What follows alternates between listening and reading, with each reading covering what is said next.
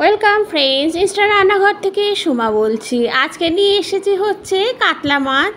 একদম পাতলা ঝোল করব আলু আর পটল দিয়ে। তোমরা দেখতে থাকো কিভাবে বানাচ্ছি। রেসিপিটা যদি ভালো লাগে অবশ্যই কমেন্ট করো, আর নতুন যারা আছো বেল আইকনটা একটু প্রেস করে দিও। দেখতে থাকো তোমরা। আশা করি বন্ধুরা তোমরা সবাই ভালো আছো। প্রথমে আমি কাতলা মাছগুলোকে কিন্তু আমি ভেজে নিচ্ছি নুন আর হলুদ দিয়ে। আর মাছগুলো কিন্তু আমি বেশ ভালো করে ভাজবো। এই কাতলা মাছ বেশ ভালো করে ভাজলেই কিন্তু খেতে বেশি ভালো লাগে। আর মাছটাও কিন্তু খুব ভালো ছিল।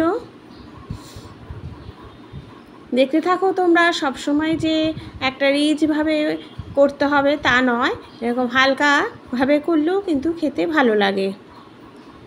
দিয়ে দিলাম হচ্ছে মাছগুলো, দেখেছো কতটা সুন্দর করে ভেজেছি। তারপরে গোটা জিরে ফোড়ন আর হাফ একটা পেঁয়াজ কুচি করে নিয়ে ভেজে নিচ্ছি। তার সাথে কাঁচা লঙ্কাও দিয়ে দিয়েছি দুটো। এই কাঁচা লঙ্কা যদি তেলে দেওয়া যায় তাহলে কিন্তু খুব সুন্দর একটা স্মেলও আসে আর ঝাঁঝটাও ভালো হয়।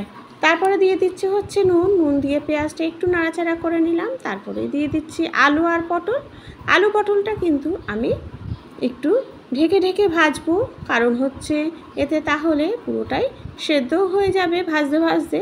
দিয়ে দিচ্ছি একটু হলুদ, নুনটা কিন্তু আমার দেওয়াই আছে। দিয়ে এটা আমি ঢেকে রান্না করব। দেখো কত সুন্দর করে ভাজা হয়ে গেল। দিয়ে দিচ্ছি হচ্ছে জিরে আর ধনের গুঁড়ো। জিরে আর ধনের গুঁড়ো কিন্তু আমার পুরো একসাথে মিক্সড করা থাকে, সেটাই আমি দিয়ে দিলাম। আর এতে কিন্তু একটু আদাও দিতে হবে। আদা দিলে কিন্তু এর মাছের কিন্তু টেস্টটা বেশ ভালোই হয়। দিয়ে দিলাম পরিমাণ মতো জল, আর মাছগুলোও দিয়ে দিচ্ছি। মাছগুলো দিয়ে আমি কিন্তু ঢেকে রাখবো। দিয়ে দিলাম বাটি ধোয়া জলটাও।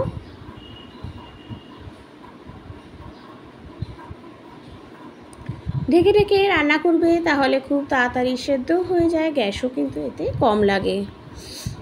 দেখো নামানোর আগে আদা দিচ্ছি, একটাই কারণ কতটুকু আদা দিলাম দেখলে।